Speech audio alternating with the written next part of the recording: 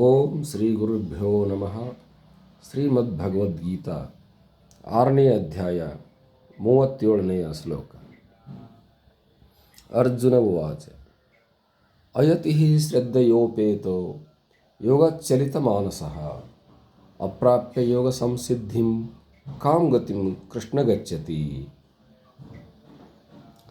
Arjuna said, Krishna, what becomes of the aspirant who, though endowed with faith, has not been able to subdue his passion and whose mind is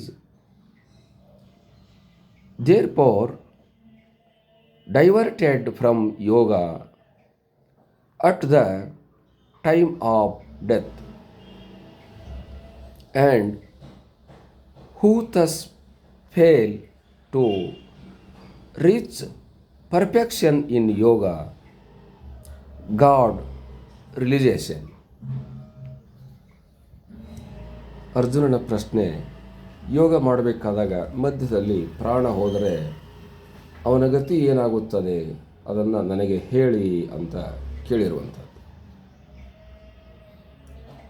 ಇಲ್ಲಿವರೆಗೆ ಯೋಗ ಮಾಡಬೇಕು, ಸಾಧನೆ ಮಾಡಬೇಕು, ಧ್ಯಾನ ಮಾಡಬೇಕು, ಮುಕ್ತಿ ಪಡೆಯಬೇಕು ಅನ್ನುವಂಥ ವಿಚಾರಗಳನ್ನು ಹೇಳ್ತಾ ಬಂದು ಈ ಮಾಡ್ತಕ್ಕಂಥ ಕೆಲಸದಲ್ಲಿ, ಸಾಧನೆಯಲ್ಲಿ ಮಧ್ಯದಲ್ಲಿ ಆ ಸಾಧಕನಿಗೆ ಮರಣ ಪ್ರಾಪ್ತವಾದರೆ, ಆತನು ಸತ್ತು ಹೋದರೆ, ಆತನು ಮಾಡ್ತಕ್ಕಂಥ ಪ್ರಯತ್ನ ಫಲ ಕೊಡದೆ ಹೋಯ್ತಲ್ಲ, ಆತನ ಪ್ರಯತ್ನಕ್ಕೆ ಫಲ ಇದೆಯೋ ಇಲ್ಲವೋ ಅನ್ನುವಂಥ ಪ್ರಶ್ನೆಯನ್ನು ಅರ್ಜುನನು ವ್ಯಕ್ತಗೊಳಿಸಿದ್ದಾನೆ. ಕಾರಣ, ಪ್ರಯತ್ನ ಮಾಡಿ ಅಂತ ಹೇಳ್ತಾ ಇರೋದರಿಂದ ಆ ಪ್ರಯತ್ನವನ್ನು ನಾನು ಮಾಡ್ತಿರಬೇಕಾದಾಗ ನನ್ನ ಆಯುಷ್ಯ ಎಷ್ಟಿದೆ, ನಾನು ಎಷ್ಟು ದಿನ ಪ್ರಯತ್ನ ಮಾಡಬೇಕು ಅನ್ನುವಂಥದ್ದು ನನಗೆ ಗೊತ್ತಿಲ್ಲ. ಆಯುಷ್ಯ ಯಾರಿಗೂ ತಿಳಿದಿಲ್ಲ, ಮರಣ ಯಾವಾಗ ಬರುತ್ತದೆ ಅಂತ ಗೊತ್ತಿಲ್ಲ. ಹಾಗಿರಬೇಕಾದಾಗ ನೀನು ಪ್ರಯತ್ನ ಮಾಡಿ ಅಂತ ಹೇಳ್ತಾ ಇದ್ದೀಯಾ, ನನ್ನ ಪ್ರಯತ್ನ ಎಷ್ಟು ದಿನಕ್ಕೆ ಮುಗಿಯುತ್ತದೆ ಅಂತ ನನಗೆ ಗೊತ್ತಿಲ್ಲ. ಹಾಗಿರಬೇಕಾದಾಗ ನಾನು ಪ್ರಯತ್ನ ಮಾಡ್ತಾ ಇರಬೇಕಾದಾಗ ನನಗೆ ಮಧ್ಯದಲ್ಲಿ ಏನಾದರೂ ಪ್ರಾಣಾಪಾಯ ಬಂದರೆ, ನನಗೆ ಮರಣವಾದರೆ ನಾನು ಮಾಡ್ತಕ್ಕಂಥ ಪ್ರಯತ್ನ ವ್ಯರ್ಥವಾಗುತ್ತಲ್ಲ. ಹಾಗಾಗಿ ನಾನು ಪ್ರಯತ್ನ ಮಾಡಬೇಕಾ ಅಥವಾ ಬೇಡವೋ ಅನ್ನುವಂಥ ಜಿಜ್ಞಾಸೆ ಅರ್ಜುನನಲ್ಲಿ ಉತ್ಪತ್ತಿಯಾಯಿತು. ಮಾಡ್ತಕ್ಕಂಥ ಪ್ರಯತ್ನವು ಫಲ ಕೊಡದೇ ಇದ್ದಾಗ ಬಹಳ ದುಃಖವಾಗುತ್ತದೆ. ಪ್ರಯತ್ನಕ್ಕೆ ಫಲ ಸಿಕ್ಕರೆ ಖುಷಿಯಾಗುತ್ತದೆ, ಸಂತೋಷವಾಗುತ್ತದೆ.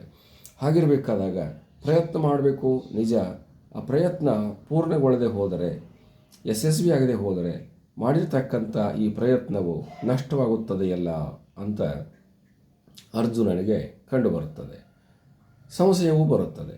ಹಾಗಾಗಿ ಆತನು ಈ ಸಂಶಯವನ್ನು ನಿವಾರಣೆ ಮಾಡಿಕೊಳ್ಳೋದಕ್ಕೋಸ್ಕರವಾಗಿ ಈ ಒಂದು ಯೋಗಾಚಲಿತ ಮಾನಸಃ, ಯೋಗದಿಂದ ಅಚಲವಾಗಿರ್ತಕ್ಕಂಥ ಮನಸ್ಸುಳ್ಳವನಾಗಿ ಸಾಧನೆ ಮಾಡ್ತಾ ಇರಬೇಕಾದಾಗ ಆತನಿಗೆ ಮರಣ ಉಂಟಾದರೆ ಏನು ಗತಿ, ಆತನು ಸತ್ತು ಹೋದರೆ ಏನು ಮಾಡೋದು, ಹೀಗಿರಬೇಕಾದಾಗ ಆತನು ಈ ಪ್ರಯತ್ನವನ್ನು ಮಾಡಬೇಕೋ ಅಥವಾ ಬಿಡಬೇಕೋ ಅಂತ ಪ್ರಶ್ನೆಯನ್ನು ವ್ಯಕ್ತಗೊಳಿಸಿದ್ದಾನೆ. ಅವನಿಗೆ ಗತಿ ಆಗುತ್ತದರ ಏನು, ಕಾಮ್ ಗತಿ, ಯಾವ ಗತಿ ಆಗುತ್ತದೆ?